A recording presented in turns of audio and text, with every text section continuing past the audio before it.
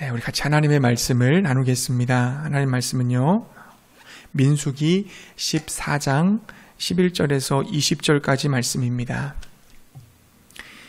민수기 14장 11절에서 20절까지 말씀 보겠습니다. 구약 218페이지쯤에 있습니다. 민수기 14장 11절에서 20절까지의 말씀. 자, 우리 같이 한 목소리로 합독으로 다 찾으셨습니까? 같이 읽겠습니다. 민수기 14장 11절에서 20절 함께 읽겠습니다. 여호와께서 모세에게 이르시되 이 백성이 어느 때까지 나를 멸시하겠느냐?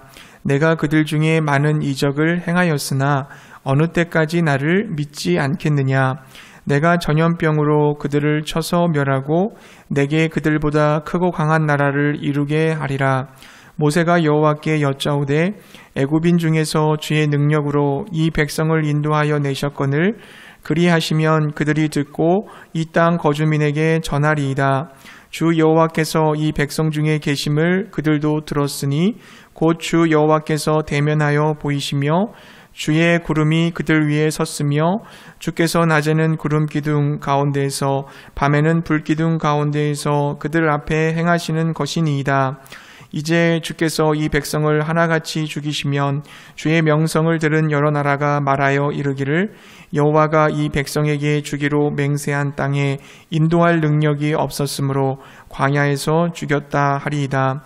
이제 구하옵나니 이미 말씀하신 대로 주의 큰 권능을 나타내옵소서. 이르기를 여호와는 노하기를 더디하시고 인자가 많아 죄악과 허물을 사하시나 형벌받을 자는 결단코 사하지 아니하시고 아버지의 죄악을 자식에게 갚아 3, 4대까지 이르게 하리라 하셨나이다. 구하옵나니 주의 인자의 광대하심을 따라 이 백성의 죄악을 사하시되 애굽에서부터 지금까지 이 백성을 사하신 것 같이 사하시옵소서. 여호와께서 이르시되 내가 네 말대로 사하노라. 아멘. 할렐루야. 잘 지내고 계셨죠? 하나님 여러분을 사랑하십니다. 하나님 여러분을 부르셨습니다. 부르신 여러분을 끝까지 책임지시고 인도해 가실 줄로 믿습니다. 오늘 계속해서 금요일 날에는요, 기도의 사람들을 저희들이 주목해서 보고 있는데요. 오늘은 모세의 중보기도, 모세의 중보기도라는 제목으로 말씀을 나누도록 하겠습니다. 모세는 애굽의 바로 왕이 그 압제와 고통에 시달리던 이스라엘 백성들을 하나님이 약속하신 가나안 땅으로 인도하여 낸 이스라엘 민족의 영적 지도자이며 또 신실한 하나님의 종입니다.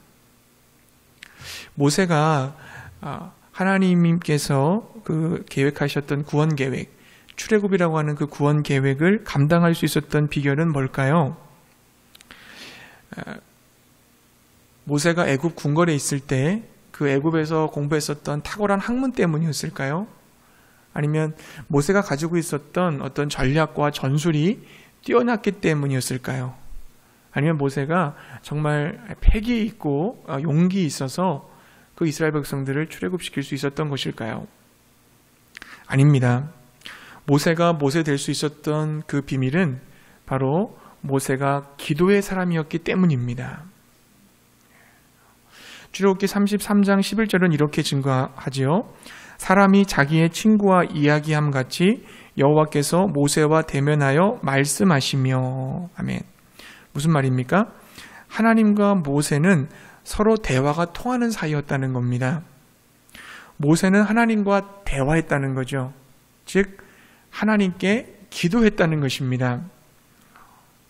모세가 부름받았던 광야의 떨기나무, 그 가운데서 모세를 하나님께서 부르셨잖아요. 그 이후부터 모세와 하나님은 계속해서 대화를 나누셨습니다. 바로에게 가서 이스라엘 민족들을 내보내라 라고 말할 때에도, 열 재앙을 애굽 땅에 내리게 할 때에도, 홍해가 가로막고 있는 상황 가운데서도 모세는 하나님께 기도했습니다. 광야길에서 아말렉과의 그 전투가 벌어질 때 모세는 산 위로 올라갑니다. 그리고 하늘을 향하여 손을 들고 하나님 앞에 기도하기 시작하죠. 모세의 손이 올라가면 이기고 모세의 손이 내려가면 그 전쟁에서 졌습니다. 기도가 전쟁의 승패를 좌우한다는 것입니다. 시내산에 올라가서 하나님으로부터 십계명과 각종 율법을 받을 때도 마찬가지였어요. 모세는 그 기도하는 그 시간을 통해서 자신의 몸과 마음을 정결하게 했고 율법을 받을 수 있도록 준비했습니다. 그리고 하나님이 주신 율법을 받을 수가 있었던 것입니다. 그뿐만이 아닙니다. 위기의 순간마다 모세는 기도로 하나님을 찾았고 그때마다 하나님의 도우심과 하나님의 응답을 경험하면서 어려운 난관을 해결하려 나갈 수가 있었습니다. 모세가 이토록 기도할 수 있었던 이유는 뭘까요? 그 이유는 뭡니까? 그는 자신의 연약함과 무능함을 알고 강하고 전능하신 하나님을 의지했기 때문입니다. 여러분 40세에 애굽에서 나온 그 모세가 80세가 될 때까지 광야에서 양을 치는 그런 일들을 감당했습니다. 80 먹은 노인이 뭘 할 수 있겠어요? 광야에 있었던 떨기나무처럼 모세가 잡고 있었던 마른 막대기처럼 그는 아무 쓸모없는 존재에 지나지 않았습니다. 그러나 모세가 전능하신 하나님을 만나고 그 능력의 하나님을 의지하기 시작했을 때, 그 하나님을 찾고 기도하기 시작했을 때 모세는 출애굽의 대업을 이루는 지도자가 될 수가 있었습니다. 그 떨기나무에 불이 꺼지지 않았던 것처럼 모세의 지팡이가 하나님의 손에 붙들린 지팡이가 된 것처럼 모세가 기도할 때 하나님의 은혜와 능력을 맛볼 수가 있었습니다. 사랑하는 성도님들, 여러분 지금 어떤 상황에 계십니까? 스스로가 너무 약해져 있다고 생각하진 않으세요? 내가 무능하다고 여겨지십니까? 실패하고 낙심해 계십니까? 건강을 잃어버리셨습니까? 지금이 바로 능력이 한이 없으신 그 하나님의 일하심을 경험하실 시간입니다. 하나님이 베푸실 기적의 주인공이 될 때입니다. 인간의 끝이 바로 하나님의 시작이에요. 그러므로 여러분 기도하시기 바랍니다. 사방이 막혀 있다 하더라도 하늘은 열려 있잖아요. 하늘을 바라보면서 두 손을 높이 들고 하나님 아버지께 기도하시기 바랍니다. 사랑하는 자녀의 귀를 기울이시겠다고 약속하신 하나님 아버지께서 반드시 응답하실 줄로 믿습니다. 기도하는 자에게 가장 좋은 것을 주신다는 것을 믿으시기 바랍니다. 모세가 했던 수많은 기도가 있지만 그의 기도로 이스라엘 민족을 살린 경우가 있었습니다. 그것이 바로 모세가 했던 중보기도입니다. 여러분 중보기도라는 게 뭡니까? 이 타인을 위한 기도잖아요. 자기 자신을 위한 기도가 아니라 남을 위한 기도예요. 기도의 제목이 내가 아니라 이웃에게 있는 겁니다.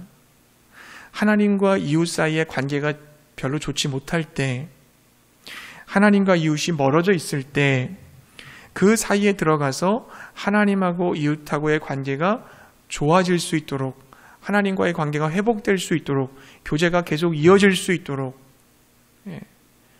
그렇게 하나님과 이웃이 함께 연결될 수 있도록 도와주는 것이 바로 중보기도입니다. 오늘 본문 말씀에는요, 모세의 중보기도가 등장하고 있습니다. 이 본문 내용은 이렇게 전개되죠. 12명의 정탐꾼들이 40일 동안 가나안 땅을 돌아보고 와서 제출한 보고서가 이랬습니다.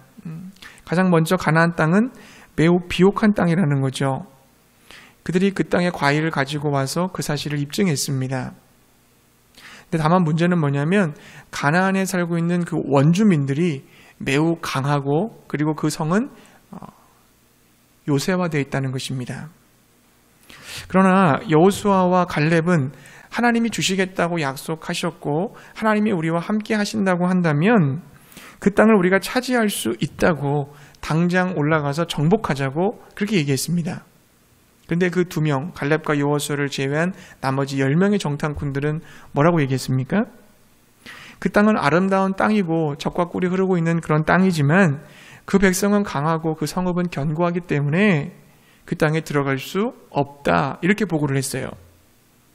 자, 이 보고를 듣고 동요가 된 이스라엘 백성들은 모세와 아론을 원망하면서 이럴 줄 알았으면 그냥 광야에서 죽었으면 좋았겠다라고 불평하기 시작합니다. 모세 말고 다른 지휘관을 세워서 지금이라도 늦지 않았으니까 다시 애굽으로 돌아갑시다. 이렇게 주장했어요. 결국 온 회중은요, 모세와 아론과 갈렙과 여호수아를 향해서 돌을 집어들고 쳐서 그들을 죽이려고 덤벼들기 시작했습니다. 그때 여호와의 영광이 회막에서 이스라엘에게 나타났습니다. 지금까지 이들을 지켜보셨던 하나님께서 가만히 둘 수가 없었던 것입니다. 그들 중에 임재하셨어요. 그리고 이렇게 말씀하셨죠. 우리 11절과 12절 말씀을 같이 한번 읽어보겠습니다. 14장 11절 12절 말씀 함께 읽겠습니다. 여호와께서 모세에게 이르시되 이 백성이 어느 때까지 나를 멸시하겠느냐. 내가 그들 중에 많은 이적을 행하였으나 어느 때까지 나를 믿지 않겠느냐. 내가 전염병으로 그들을 쳐서 멸하고 내가 그들보다 크고 강한 나라를 이루게 하리라. 아멘. 가나안 땅을 거절하고 하나님을 불신하며 불순종한 이스라엘 백성들에게 하나님이 진노하셨습니다. 하나님은 이스라엘 백성들을 전염병으로 다 멸망시키고 모세를 통해서 다시 크고 강대한 나라를 만들겠다. 그렇게 말씀하셨어요. 하나님께서 모든 민족, 이스라엘 민족 다 죽이고 내가 새로운 민족 만들겠다라고 얘기하신 것은 지금이 첫 번째가 아닙니다. 두 번째로 그렇게 말씀하신 거예요. 첫 번째 사건은 언제냐면 시내산에서, 출애굽기 33장에 기록된 시내산에서 이스라엘 백성들이 우상 숭배에 빠졌었을 때, 그때였습니다. 모세가 시내산 위로 올라가서 하나님의 주시는 율법을 받고 있을 때 산 밑에 있었던 이스라엘 백성들은 아론을 중심으로 해서 금송아지를 만들었어요. 모세가 안 내려오니까, 모세가 눈에서 보이지 않으니까, 하나님의 임재가 없다고 생각되니까 그들은 우상을 만들어 섬기기 시작했습니다. 그걸 만들어 놓고 그것이 바로 우리를 애굽에서 인도해낸 하나님이라고 경배했어요. 그때에도 역시 모세가 중보기도를 했기 때문에 이스라엘 백성들의 멸망을 막을 수가 있었습니다. 하지만 여러분, 많은 사람들이 그때 죽었어요. 그리고 두 번째가 오늘 본문의 이 가데스 바네아에서의 정탐 사건입니다. 사실 모세의 중보기도에도 불구하고 이 일로 한 세대가 전부 다 광야에서 진멸하게 됩니다. 무려 40년 동안 광야에서 그들은 객사하고 말았어요. 그리고 부정적 보고를 해서 백성들을 선동했던 그 10명의 정탐꾼들도 그 자리에서 모두 다 죽었다고 민수기 14장 37절에 기록되어져 있습니다. 하지만 모세의 중보기도 때문에 이스라엘 백성들이 가나안 땅에 들어갈 수가 있었던 거예요. 이 세대라도 그들이 보호되고 보존되어져서 가나안 땅에 들어갈 수가 있었던 것입니다. 그만큼 여러분, 가데스 바네아는 죄가 크다고 할 수 있겠어요. 가데스 바네아에서의 죄가 크다고 할 수 있겠어요. 이스라엘 백성들이 심판을 당할 수밖에 없었던 이들의 죄명은 뭡니까? 자, 여러분 11절에 보게 되면 하나님을 멸시한 것이며 하나님을 믿지 못한 것이라고 되어 있어요. 불신앙이 이처럼 무서운 죄입니다. 하나님을 믿지 못하는 거, 이것이 여러분 죄예요.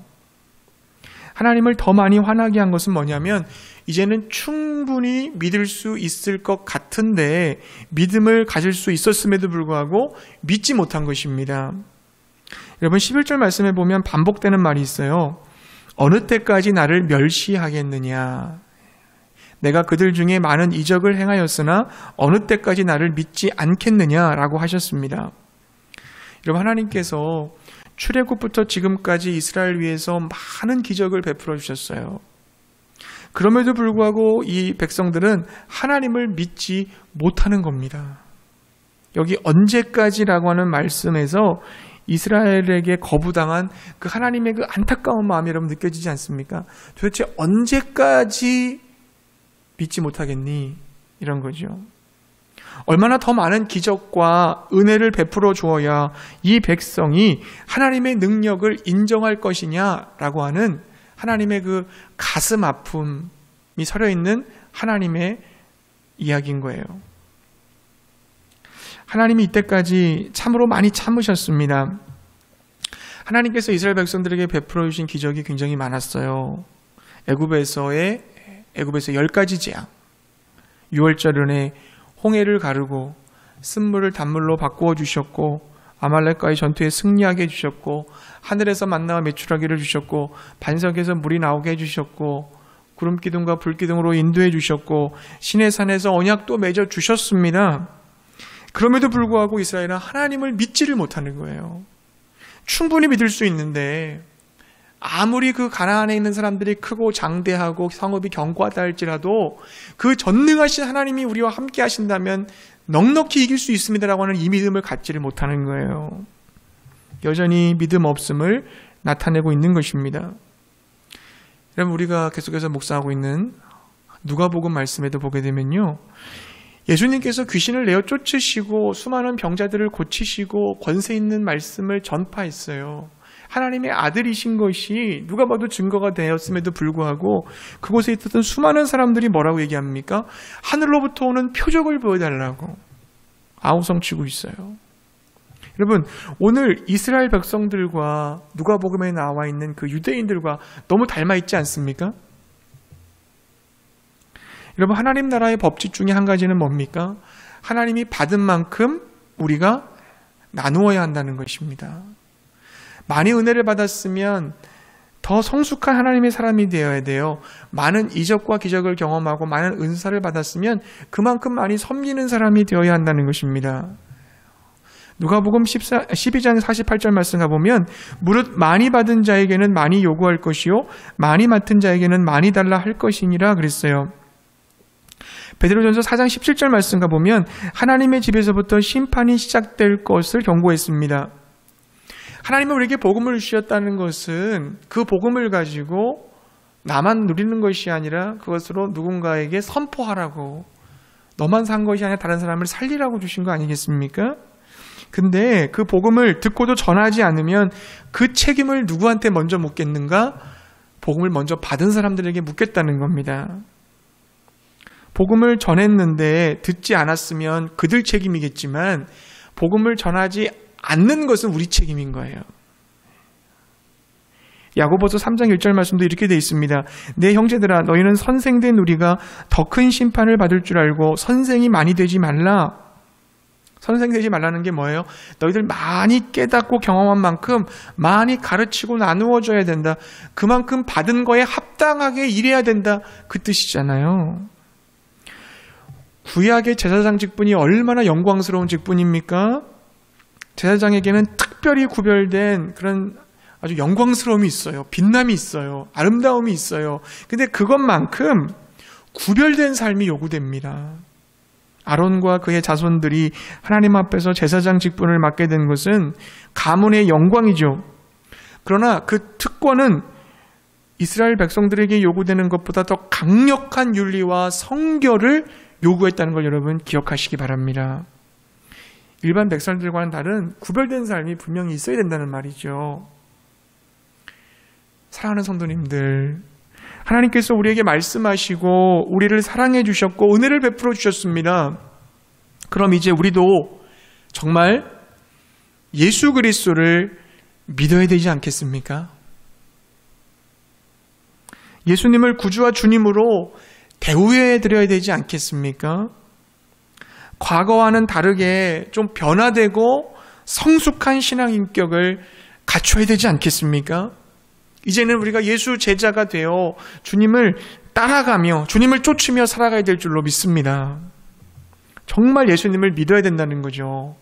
무늬만 그리스도인이 아니라, 이름만 직분자가 아니라, 그냥 성경책만 가지고 다니는 것이 아니라 정말 예수 그리스도를 믿어야 한다는 것입니다. 새로워져야 된다는 것입니다. 예수 그리스도 안에서 새 사람이 되시기를 바랍니다. 우리가 결단하고 주님, 제가 예수 그리스도 안에서의 새로운 피조물인데 새로운 피조물답게 살기를 원합니다. 예수 제자가 되기를 원합니다. 내 안에 성령을 부어주시고 그렇게 살아갈 수 있도록 나를 인도하여 주시옵소서 기도한다면 주님께서 우리를 붙들어 주시고 이끌어 가실 줄로 믿습니다. 하나님께서 이스라엘 백성들에게 죄악을 드러내셨어요. 너희들 그렇게 해도 안 변하니? 이렇게 믿음이 없니? 그래서 멸망시키겠다고 했을 때 모세가 어떻게 합니까? 하나님 맞습니다. 저 말고는 모두 제대로 된 신앙을 가진 자들이 하나도 없어요. 여호와의 뜻대로 그렇게 하시옵소서. 저를 통해서 새로운 민족 만드시옵소서. 이렇게 기도하지 않았습니다. 모세는 어떻게 합니까? 하나님의 뜻을 가로막았어요. 하나님 안 됩니다. 하나님 그러시면 안 됩니다. 이스라엘 민족을 멸망시키면 안 됩니다. 비록 죄악을 졌고 여전히 그대로인 백성들이지만 그들을 불쌍히 여겨주시옵소서. 긍휼히 여겨주시옵소서. 다시 한번 기회를 주시옵소서. 하나님의 뜻을 돌이킬 수 있도록 모세는 중보기도 했습니다. 그 모세의 중보기도 때문에 이스라엘 민족이 완전히 멸망당하지 않고 이스라엘 민족이라는 그 이름을 가지고 가나안 땅에 들어갈 수 있었던 거예요. 중보기도자가 있었기 때문이에요. 모세가 기도하는 내용을 여러분 살펴보세요. 모세의 중보기도는 어떤 기도였습니까? 크게 두 가지의 내용을 가지고 기도를 해요. 모세가 중보기도할 때. 첫 번째는 어떤 기도냐면 하나님의 능력에 대하여 호소합니다. 하나님의 능력. 13절부터 17절까지가 그 내용이거든요. 무슨 내용이냐면 하나님께서 이스라엘 백성들을 저 애굽에서 건져내셔서 인도하고 계시다는 것을 다른 모든 이방 민족이 다 알고 있는데 만약 하나님께서 이 광야에서 이 이스라엘 민족을 다 죽이신다면 다른 민족이 하나님에 대하여 결국 하나님은 능력이 없어서 이스라엘 백성들을 다 멸망시키신 거야 라고 여기지 않겠습니까? 하나님이 무능력하지 않고 참된 능력을 가지고 계신 분이라는 사실을 나타내시옵소서. 하나님의 능력을 나타내시옵소서. 그 전능하신 능력을 나타내시옵소서. 하나님의 능력을 구했고요. 둘째 기도는 무슨 기도입니까? 하나님의 성품에 대해서 기도했어요. 그 18절부터 19절까지의 말씀인데요. 하나님이 어떤 분이라고 얘기해요? 모세가 기도할 때 보니까 하나님은 오래 참으시는 분이시잖아요. 용서할 수 없는 자들을 용서하시는 사랑의 하나님 아니십니까? 하나님께서 애굽에서 지금까지 끊임없는 은혜와 자비의 강물을 계속 흘려보내주셨지 않습니까? 이스라엘이 비록 연약하여 하나님을 화내게 했을지라도 하나님께서는 그들을 보호하시고 여기까지 인도해 주셨습니다. 그러니 이번에도 긍휼을 베풀어 주시옵소서. 모세는 하나님의 인자하심, 긍휼하심, 사랑하심, 그 하나님의 그 자비하신 성품에 의지하여 기도하고 있는 것입니다. 사랑하는 여러분, 왜 우리가 이웃을 위해 이렇게 중보기도를 해야 될까요? 여러분, 하나님 앞에 이웃을 위해 중보기도할 때 이렇게 꼭 기도하세요. 하나님 능력이 많으신 하나님이시잖아요. 하나님은 사랑의 하나님이시잖아요. 저 불쌍한 영혼을 구원하여 주시옵소서. 용서하여 주시옵소서. 저들의 죄를 주님 사하여 주시옵소서. 다시 한번 기회를 주시옵소서. 기도하시기 바랍니다. 모세의 기도 때문에 이스라엘 백성들이 멸망하지 않고 가나안 땅에 들어갔다는 것을 여러분 기억하세요. 우리가 왜 이웃을 향해서 이렇게 열심히 기도해야 될까요? 중보기도해야 될까요? 왜냐하면 그들이 그 죄악으로 말미암아 하나님과의 관계에 빨간불이 들어오고 교제가 끊어지기 때문에 그렇습니다. 여러분, 우리의 이웃들이 이 죄악의 문제를 해결하지 않으면 어떻게 될까요? 하나님이 그들과 함께하지 않게 됩니다. 하나님이 그들과 동행하지 못하시는 거예요. 그럼 어떻게 될까요? 그 죄악으로 말미암아 기도가 막히고 은혜가 막히고 축복이 막히게 됩니다. 이 죄라는 게 그런 거예요, 여러분. 시편 66편 18절 말씀 가보면 내가 내 마음에 죄악을 품었었더라면 주께서 듣지 아니하시리라. 죄악을 가지고 있는 마음 가지고 누군가를 미워하는 마음을 가지고 누군가에게 복수하려는 마음을 가지고 시기, 질투, 원망, 불평, 분노 이 모든 마음을 가지고 있는 상태에서 하나님 앞에 나가 기도하면 그 기도가 막힌다는 거죠.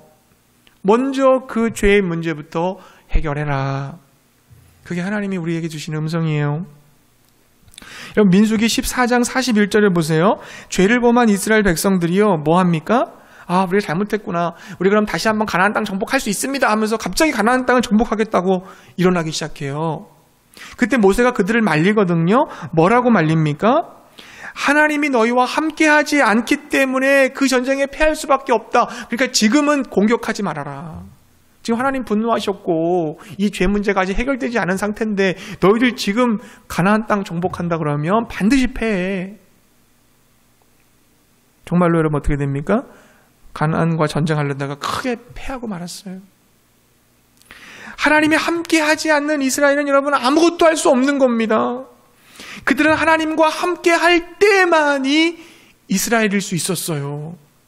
하나님은 곧 그들의 생명줄이며 능력이었던 것입니다. 그런 하나님을 꽉 붙잡아도 부족한데 스스로 하나님을 놓아버렸으니 이스라엘이 뭘 할 수 있겠어요? 적 앞에서 혼쭐이 나서 도망가게 된 것은 어쩌면 당연한 거 아니겠습니까? 이스라엘의 가장 위대한 왕이었던 다윗 왕 여러분 보세요.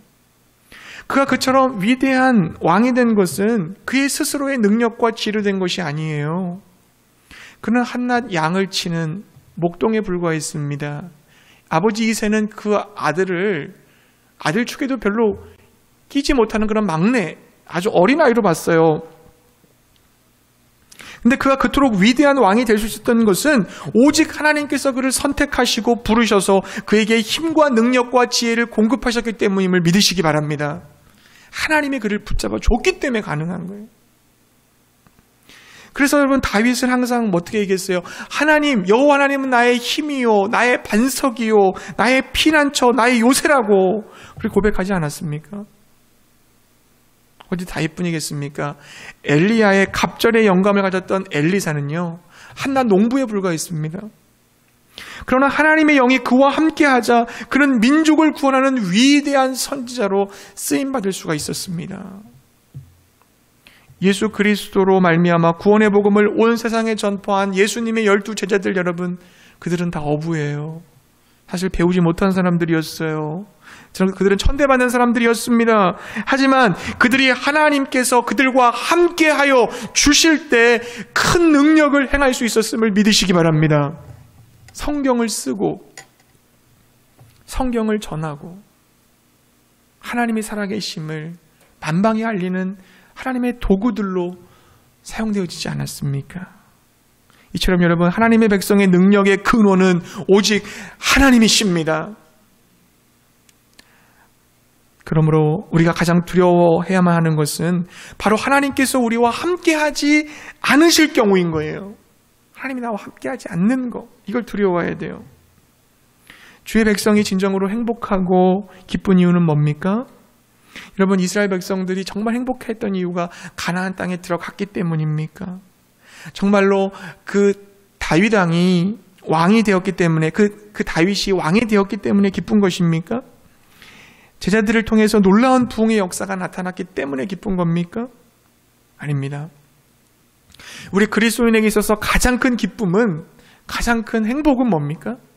하나님께서 지금 나와 함께하고 계시다는 것, 그것이 기쁨인 줄로 믿습니다. 여러분, 하나님과 동행하면서 하나님의 사랑을 경험하고 하나님과 소통하며 하나님의 은혜와 능력과 구원을 실제로 누리게 되는 것, 이것이 가장 큰 기쁨이요 행복임을 믿으시기 바랍니다. 야곱이 여러분, 야곱이 그렇게 형 에서의 장자권을 뺏으려고 했잖아요.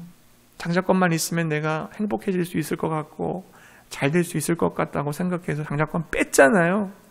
근데 장자권을 뺏었어도 여전히 그는 외로웠습니다. 힘들었습니다.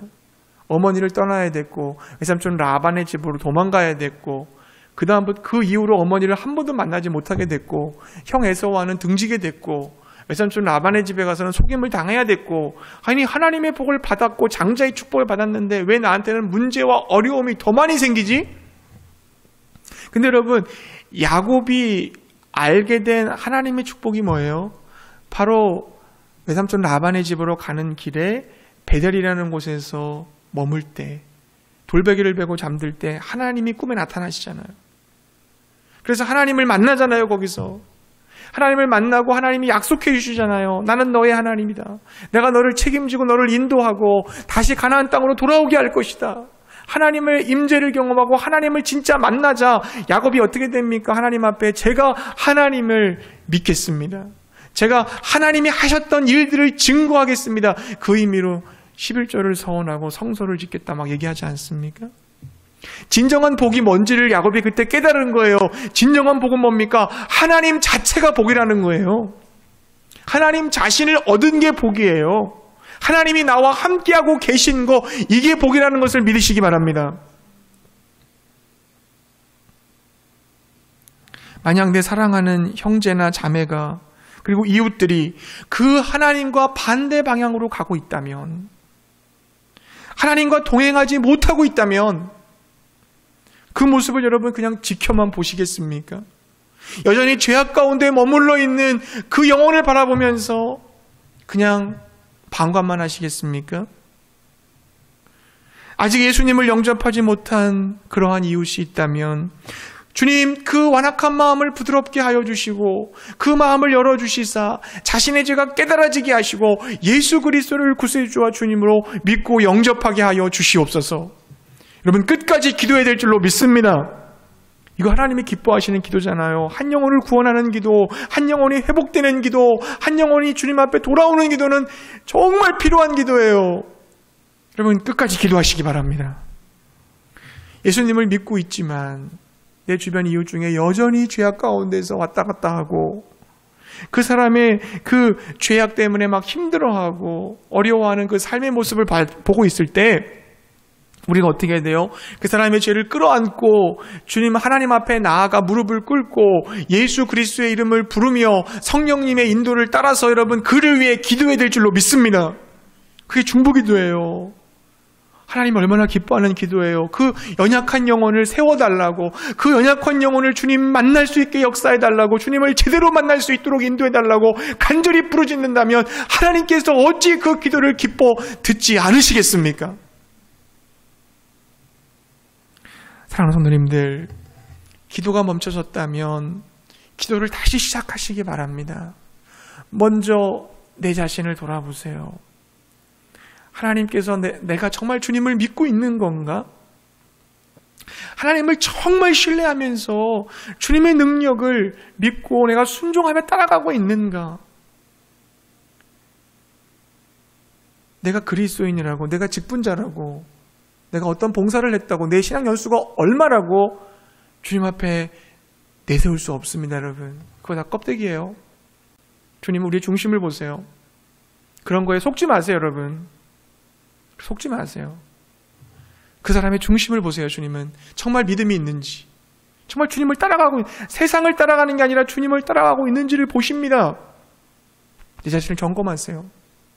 그리고 다시 죄악 가운데 하나님과의 관계와 교제가 끊어져서 아파하고 힘들어하고 어려워하고 있는 그 이웃들이 보이신다면 그들을 마음속에 품으시고 주님 앞에 나가시기 바랍니다.